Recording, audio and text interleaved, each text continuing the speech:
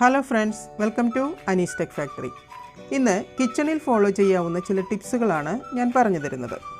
നമ്മൾ ഡെയിലി കുക്കിങ്ങിന് ഉപയോഗിക്കുന്ന ഒന്നാണ് കറിവേപ്പില. അപ്പോൾ ആദ്യം കറിവേപ്പില എങ്ങനെ ഫ്രഷ് ആയിട്ട് അതിൻ്റെ നിറവും മണവും ഗുണവും നഷ്ടപ്പെടാതെ എങ്ങനെ സൂക്ഷിക്കാമെന്ന് നോക്കാം.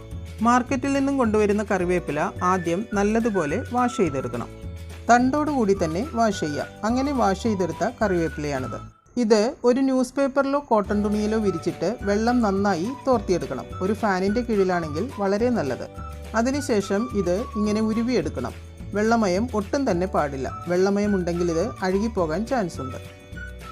ഇങ്ങനെ ഉതിർത്തിയിടുന്നത് കൊണ്ട് കുക്കിംഗ് ടൈമിൽ നമുക്ക് യൂസ് ചെയ്യാൻ എളുപ്പമാണ്. അതിനുശേഷം ഒരു എയർ ടൈറ്റ് കണ്ടെയ്നറിൽ, ഞാനിവിടെ ഒരു സിഗ്നോവെയറിൻ്റെ എയർ ടൈറ്റ് കണ്ടെയ്നറാണ് എടുത്തിരിക്കുന്നത്. ഇതല്ലെങ്കിൽ ഒരു ഗ്ലാസ് ബോട്ടിലും ആകാം. ഏതു തന്നെയാണെങ്കിലും എയർ കടക്കാത്തൊരു ബോട്ടിലായിരിക്കണം.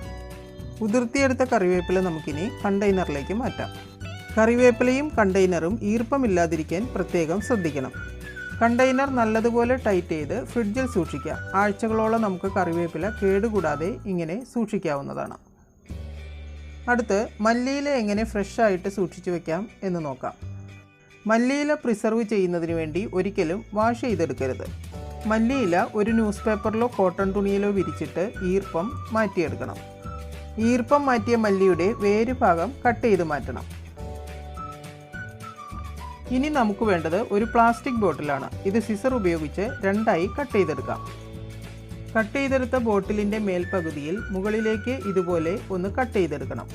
ഈസി ആയിട്ട് ഓപ്പൺ ചെയ്യുന്നതിനാണ് ഇങ്ങനെ ചെയ്യുന്നത്. ഈർപ്പം മാറ്റിയ മല്ലിയില ഇനി ഈ ബോട്ടിലിലേക്ക് ഇറക്കി വയ്ക്കാം. അതിനുശേഷം ബോട്ടിലിൻ്റെ മുകൾ ഭാഗം കൊണ്ട് ഇതുപോലെ ക്ലോസ് ചെയ്യാം. ഇനി ഇത് ഫ്രിഡ്ജിൽ സൂക്ഷിക്കാം. ഇങ്ങനെ സ്റ്റോർ ചെയ്യുന്ന മല്ലിയില മാക്സിമം 2 ആഴ്ചയെങ്കിലും നമുക്ക് ഫ്രഷ് ആയിട്ട് ഉപയോഗിക്കാം. പുതിന ഇലയും ന്യൂസ് പേപ്പറിലോ കോട്ടൺ തുണിയിലോ വിരിച്ചിട്ട് ഈർപ്പം കളഞ്ഞെടുക്കണം. നമ്മൾ നേരത്തെ ചെയ്തതുപോലെ തന്നെ ഒരു ബോട്ടിൽ കട്ട് ചെയ്തെടുത്ത് പുതിന ഇലയും ഫ്രിഡ്ജിൽ സൂക്ഷിക്കാവുന്നതാണ്. ഓക്കെ ഫ്രണ്ട്സ്, അപ്പോൾ ടിപ്സുകൾ എല്ലാവർക്കും യൂസ്ഫുൾ ആയിരിക്കുമെന്ന് കരുതുന്നു. ഇനി എല്ലാവരും ഇങ്ങനെയൊന്ന് ട്രൈ ചെയ്ത് നോക്കൂ. എന്നിട്ട് ഫീഡ്ബാക്കും അറിയിക്കണം. Okay, until then see you in the next video.